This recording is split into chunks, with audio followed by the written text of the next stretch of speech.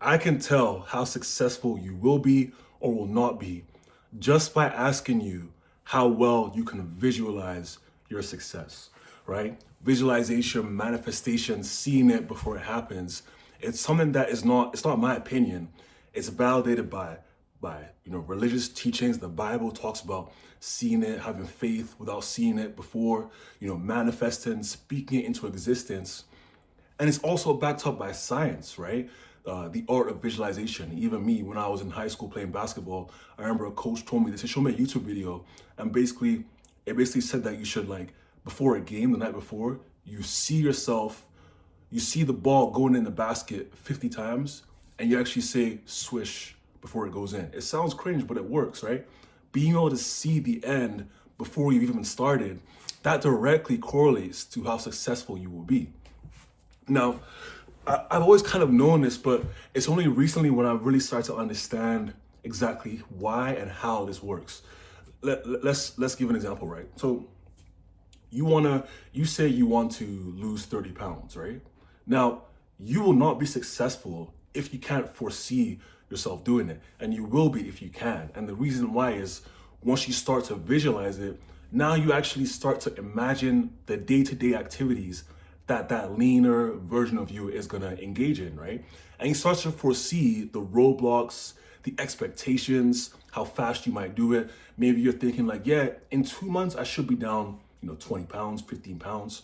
Oh, I have a trip or I have a work dinner next week, right? So that might put me back a bit. I gotta figure that out. Once you start to actually visualize it and think about it, not only is it manifesting it and putting it in the atmosphere, but naturally, you're now gonna start to think about how it's actually gonna play out in comparison to your daily routine.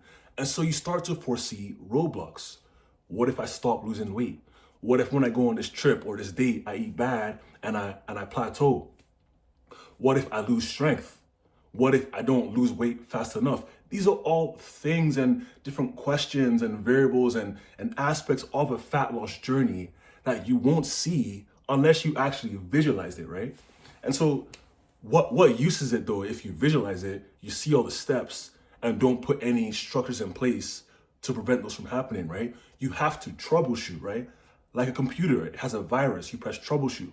It goes in the system, it looks for problems, it looks for solutions, it looks for inconsistencies, right? It looks for patterns. This is always going wrong when this happens. Whenever I start my computer up, this happens. Troubleshoot, boom, it fixes it. It's troubleshooting the system, right? And so you might be able to see where I'm going. As you know, on my page, I'm always talking about systems, right? With my clients, I'm always giving them their systems. You are troubleshooting a system. And so when it comes to you looking at your fat loss journey, looking into the future, trying to visualize it and manifest it, how the hell are you going to troubleshoot something if there's no system in place, right? And so now we go full circle. Why did I say that your ability to visualize your success directly correlates to your success? Because once you visualize it, once you see yourself doing it, you imagine it, you fully believe it for yourself. Your subconscious mind has grasped it. Now you're forced to start thinking about the roadblocks and the obstacles, which leads you to developing a system. Now, when I talk about systems, I feel like everyone thinks that I'm like overplaying the importance of these systems, right? But it's the key to everything. I'll tell you from example. I've lost weight many times. I've gained weight, I've lost weight, I've done cuts. All of my cuts were somewhat successful to a degree. I lost some weight, but most of them I was not satisfied because I didn't go in with a system. I'll give you an example. Like I think 2022, 2023-ish, I was around 250 pounds. I'll put a picture up for you guys. And I had been bulking for a long time. I gained a lot of strength, but the thing is that during that process of gaining that strength, I was doing a dirty bulk. And so a lot of the strength and weight I gained was not lasting. You see, when you put on size and you gain mass, whether it's fat or muscle, you're gonna be stronger. A 300-pound person that's all fat is gonna be stronger than a 150-pound person that's all muscle, right? It doesn't matter. And so now I was trying to do a cut. I had gained so much fat that I didn't need to gain, that going into that cut with no system, no plan, I was setting myself up for failure. So what I did was I had some knowledge of tracking my calories. I knew a little bit about macros, but the way I saw it was that as long as I eat in a deficit and as long as I hit my protein goal, I should be good, right? Which is false. Well, kind of. So what I would do is I didn't have any meal plan. I would just get my phone up, my fitness pal, and whatever I would eat, like that's my mom made food. I was living at home, right? My mom would cook like Nigerian food, which is very oily. It's not like the best thing to be eating day to day. But on my fitness pal, I would search it up, right? I would put it in, weigh it, and I would just eat it. So some days she would cook, some days she wouldn't cook. If she didn't cook, I would either get some like frozen, like fried foods and put it in the air fryer, or I would go out and get food. But I would always track it, but it was inconsistent. So some days I'm like way below my calories, right? Other days I'm like just there, maybe a bit over. The protein goal is almost always hit, but my carbs some days are like off the charts. My fats some days are off the charts. And so even though I was losing weight, it wasn't consistent. And then when I eventually plateaued, I had no idea what to change because what I was inputting every day was inconsistent. And so again, with the cardio, right, it was also inconsistent. If I did a workout, let's say I did like chest, right, or arms, something that I felt like I enjoyed and it wasn't super tasking mentally and physically, then after that, I'd probably do some cardio. I'll just go incline treadmill. I'll put my hands up on the handles and lean back, which by the way, that neglects the whole incline, but whatever. I would do that. And like, I would just go as long as I felt motivated to go, right? If I didn't feel motivated on a day, sometimes I wouldn't do any incline. Sometimes I wouldn't do any cardio, period. Because I was like, you know what? I'm in a deficit anyway, right? And I would tell myself I have good genetics, so I should be good. Very foolish thought to have. So anyway, so I started around 250-ish, and I remember I cut down to like 236-ish. And I looked in the mirror and I was like, yo, why do I look fatter than before? Like, I literally looked to myself and I was like, is the scale lying to me? You know? Like, I was like, is it stress from work? Is it the stress causing me to like maybe hold more water weight? Is it a lack of sleep? I was like, almost like I was flabbergasted. How did I lose 13 pounds and I look fatter? And so, but I kind of just went through it. People told me that, when you lose weight, you're going to look worse at first. People would tell me that. I didn't understand why. The system that I set up was non-existent, so I didn't expect it. And so I just kept going. And then I started losing strength too, like really fast. And I was like, holy, I am cooked, right? Like my whole identity, like even back then, I wasn't really strong like I am now, but I had a TikTok, I'll post content on TikTok.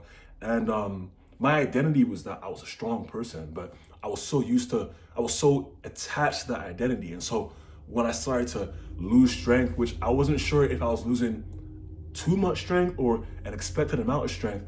And when I saw my look and I was like visually like, I'm not liking how I'm looking, that caused me to just give up, okay? So what I did was, this is really, really stupid, but the thing is that a lot of people do this. I started just eating whatever again. I didn't track anything. I started eating just like burgers and fast food.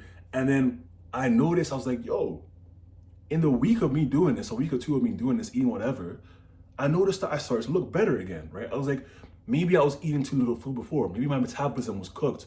Maybe I needed a reset. And so in those 2 weeks, I was eating, maybe, I wasn't counting, but I would guess like in a slight surplus, maybe around maintenance. I wasn't doing any cardio.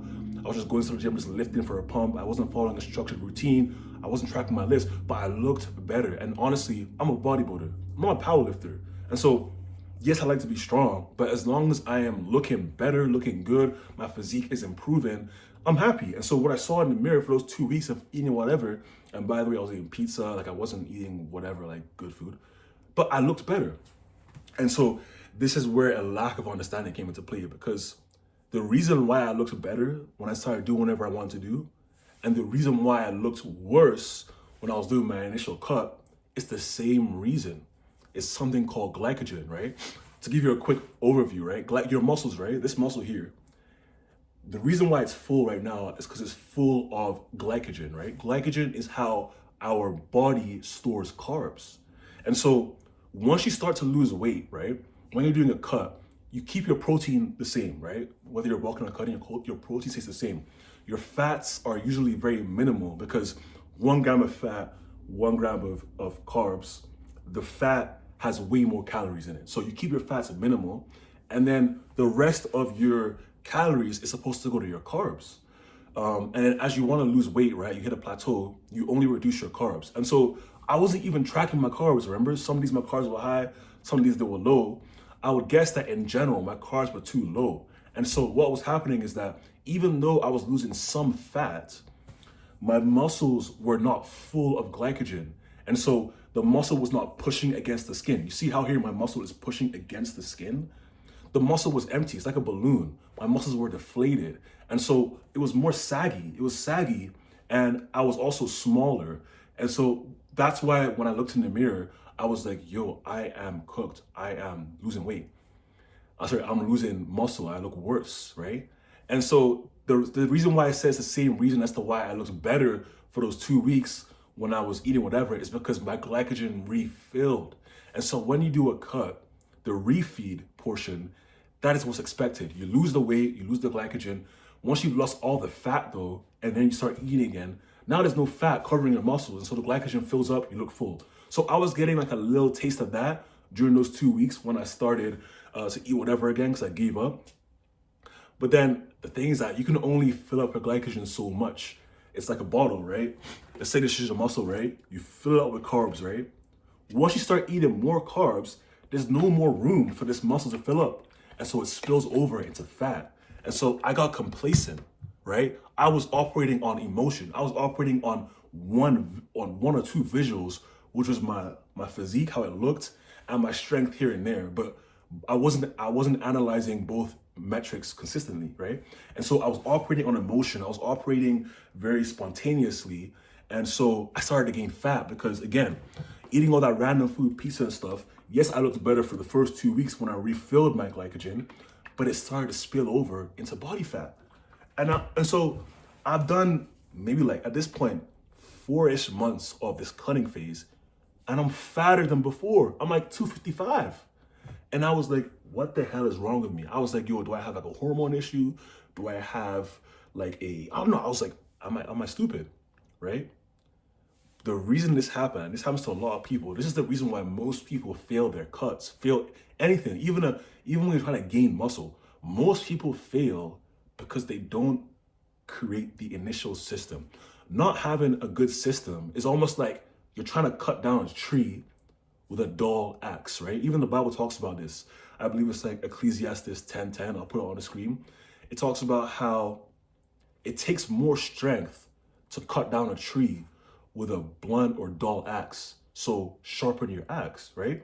It's like what I was doing, I didn't have the patience or the knowledge to spend the time before I started my overall cut to start sharpening my blade, to start sharpening my system, to create the weapon, the tool I'm gonna use to attack my cut so I don't have to use too much energy. And I mean mental energy. I mean, decision making, like, oh my God, like I'm fatter now, even though I'm trying to lose weight. Now I gotta use mental energy to like, nah.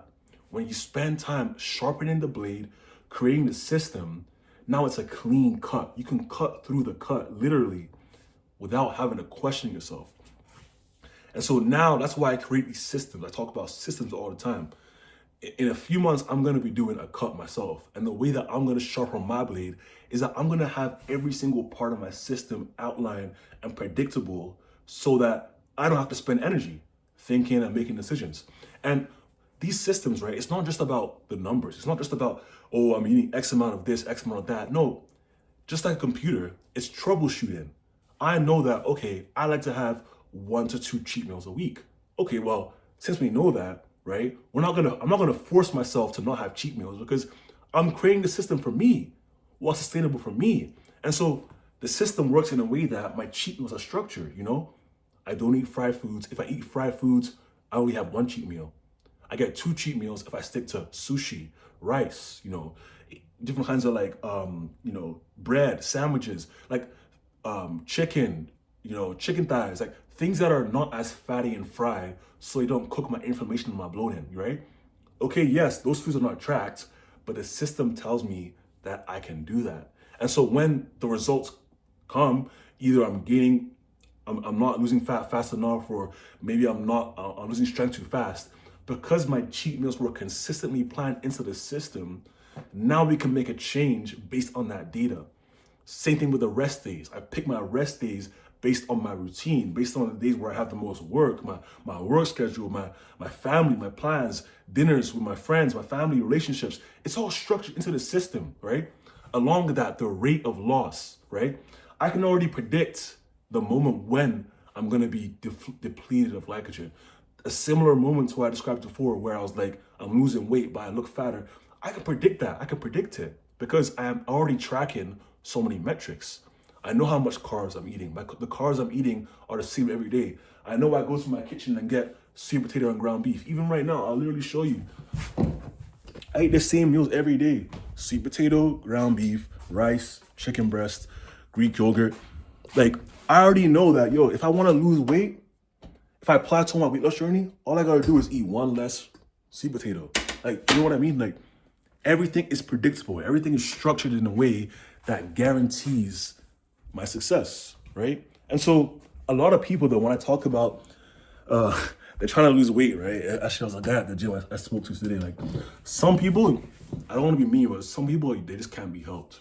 It's like, I'm telling you, bro, like, you need to set up a system, right? But he wants to lose weight his own way.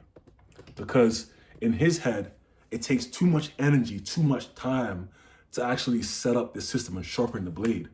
But the funny thing is that just spending that 30 minutes to sharpen the blade, to set the system up, will save you so much heartache down the line. So much, I have a very high ego. I'm a very competitive person. And so if I say I want to be lean by a certain date, let's say I'm going on a trip, I tell my boys, like, yo, I'm trying to get shredded for this trip. And I get there and I'm not shredded because I had a shitty system. I had a very dull blade. I'm going to be embarrassed, right? And so why not save yourself that embarrassment and just spend the time sharpening the blade, right? It goes for anything in life. It's not just fitness. Anything you want to succeed in, you have to visualize it. You have to see yourself doing it. In seeing yourself doing it, not only is your subconscious man gonna now align his actions and his thoughts and his motives and his energy towards that goal, but you're also gonna see the potential roadblocks, the opportunities, the expectations, the predictions before it happens. And that's how you guarantee success. It's not about working harder. It's not about retatrutide or all those things that people start injecting. It's about the system. Even if you are using peptides, right? How do you expect those to work? Can you see it? Can you visualize it? If you can't, you're cooked.